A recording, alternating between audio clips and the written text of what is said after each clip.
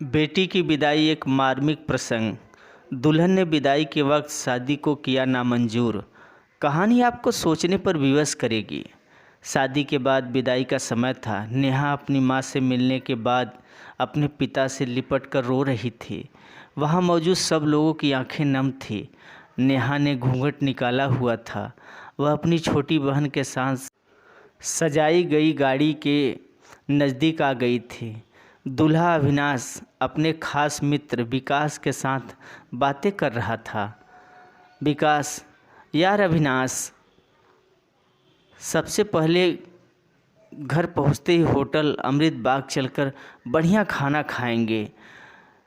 यहाँ तेरी ससुराल में खाने का मज़ा नहीं आया। तभी पास में खड़ा अविनाश का छोटा भाई राकेश बोला, हाँ यार, पनीर कुछ ठीक नहीं था और रसमलाई में रस ही नहीं था। और वह ही कर ज़ोर ज़ोर से हंसने लगा। अविनाश भी पीछे नहीं रहा।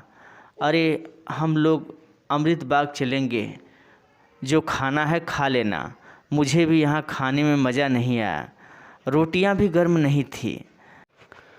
अपने पति के मुंह से यह शब्द सुनते ही नेहा, जो घूंघट में गाड़ी में बैठने ही जा रही थी, वापस मुड़ी, गाड़ी की फाटक को ज़ोर से बंद किया, घूंघट हटाकर अपने पापा के पास पहुंची।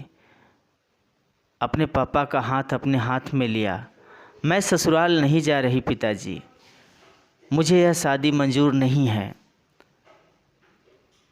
वह शब्द उसने इतनी ज़ोर से कहे कि सब लोग हक्के बक्के रह गए। सब नज़दीक आ गए। नेहा के ससुराल वालों पर तो जैसे पहाड़ टूट पड़ा। मामला क्या है, यह किसी की समझ में नहीं आ रहा था। तभी नेहा के ससुर राधे श्याम जी आगे बढ़कर नेहा से पूछा, लेकिन बात क्या है बहू? शादी हो गई है, विदाई का समय है, अचानक क्या हुआ कि तुम शादी को नामंजूर कर रही हो? अविनाश की तो मानो दुनिया लूटने जा रही थी। वह भी नेहा के पास आ गया।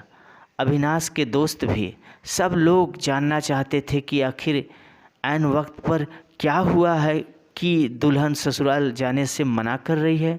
नेहा ने अपने पिता दयाशंकर जी का हाथ पकड़ रखा था। नेहा ने अपने ससुर से कहा, बाबूजी, मेरे माता पिता ने अपने सपनों को मारकर हम बहनों को पढ़ाया लिखाया व काबिल बनाया। आप जानते हैं एक बाप के लिए बेटी क्या मायने रखती है? आप व आपका बेटा नहीं जान सकते, क्योंकि आपके कोई बेटी नहीं है। नेहा रोती हुई बोले जा रही थी, आप जानते हैं मेरी शादी के लिए व शादी में बारातियों की आवभगत में कोई कमी न रह जाए, इसलिए मेरे पिताजी पिछले 1 साल से रात को 2 से 3 बजे तक जागकर मेरी माँ के साथ योजना बना रहे थे।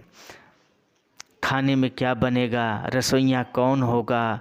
पिछले 1 साल से मेरी माँ ने नई साड़ी नहीं खरीदी, क्योंकि मेरी शादी में कमी न रह जाए। दुनिया को दिखाने के लिए अपनी बहन की साड़ी पहन कर मेरी माँ खड़ी है।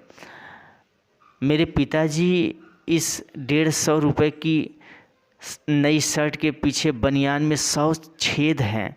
मेरे माता पिता ने कितने सपनों को मारा होगा, ना अच्छा खाया ना अच्छा पिया, बस एक ही ख्वाहिश थी कि मेरी शादी में कोई कमी न रह जाए। आपके पुत्र को रोटी ठंडी लगी, उनके दोस्तों को पनीर में गड़बड़ लगी, मेरे देवर को रसमलाई में रस नहीं मिला। इनका खिलखिलाकर हंसना मेरे पिता के अभिमान को ठेस पहुंचाने के समान है। नेहा हाँफ रही थी। नेहा के पिता ने रोते हुए कहा, लेकिन बेटी इतनी छोटी सी बात। नेहा ने उनकी बात बीच में काटी, यह छोटी सी बात नहीं है पिताजी, मेरे पति को मेरे पिता की इज्जत नहीं। रोटी क्या है आपने बनाई, रसमलाई पनीर यह सब कैटर्स का काम है। आपने दिल खोल कर वह हैसियत से बढ़कर खर्च किया। कुछ कमी रही तो वह कैटर्स की तरफ से है।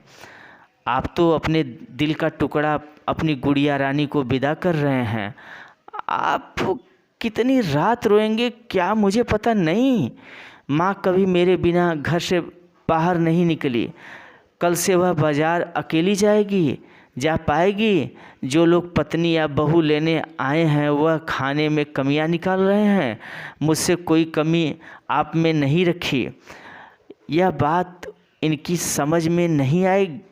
दयाशंकर जी ने नेहा के सर पर हाथ फिराया। अरे पगली, बात का बतंगड़ बना रही है। मुझे तुझ पर गर्व है कि तू मेरी बेटी है, लेकिन बेटा इन्हें माफ़ कर दे। तुझे मेरी कसम, शांत हो जा। तभी अविनाश ने आकर दयाशंकर जी के हाथ पकड़ लिए। मुझे माफ़ कर दीजिए बाबूजी, मुझसे गलती हो गई। मैं उसका गला बैठ गया था, रो पड़ा था वह। तभी राधे श्याम जी ने आगे बढ़कर नेहा के सर पर हाथ रखा। मैं तो बहू लेने आया था, लेकिन ईश्वर बहुत दयालु है, उसने मुझे बेटी दे दी। वह बेटी की अहमियत भी समझा दी। मुझे ईश्वर ने बेटी नहीं दी थी, शायद इसलिए कि तेरे जैसी बेटी मेरी नसीब में थी। अब बेटी इन नालायकों को माफ़ कर दे। मैं हाथ जोड़ता हूँ तेरे सामने, मेरी बेटी नेहा मुझे लौटा दे। और दयाशंकर जी ने सचमुच हाथ जोड़ दिए। वह नेहा के सामने सर झुका दिया। नेहा ने अपने ससुर के हाथ पकड़ लिए। बाबूजी, राधे श्याम जी से कहा। बाबूजी, नहीं पिताजी। नेहा भी भावुक होकर राधे श्याम जी से लिपट गई। दयाशंकर जी ऐसी बेटी पाकर गौरव की अनुभूति कर रहे थे। नेहा अब राजी खुशी अपने ससुराल रवाना हो गई थी। पीछे छोड़ गई थी आंसुओं की भीगी पलकें, पिताजी की आंखें, अपने पिता का वह आंगन जिस पर कल तक वह चहकती थी। आज से इस आंगन की बिटिया उड़ गई थी किसी दूर प्रदेश में और किसी पेड़ पर अपना घरौंदा बनाएगी। यह कहानी लिखते वक्त मैं उस मूर्ख व्यक्ति के बारे में सोच रहा था जिसने बेटी को सर्वप्रथम पराया धन कहा, संज्ञा दी। बेटी माँ बाप का अभिमान व अनमोल धन होता है, पराया धन नहीं।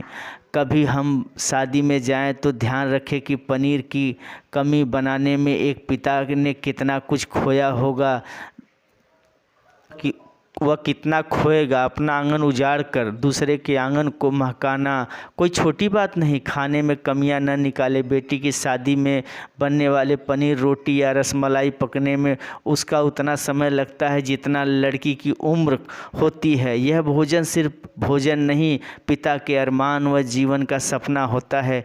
बेटी की शादी में बनने वाले पकवान में स्वाद कई सपनों के कुचलने के बाद आता है। वह उन्हें पकाने में सालों लगते हैं। बेटी की शादी में खाने की कद्र करें। आशा करता हूं दोस्तों कहानी पसंद आए तो please like, subscribe, share, comment ज़रूर करिएगा। मैं आरजे साहिल सभी का दिल की गहराइयों से अलविदा कहता हूं।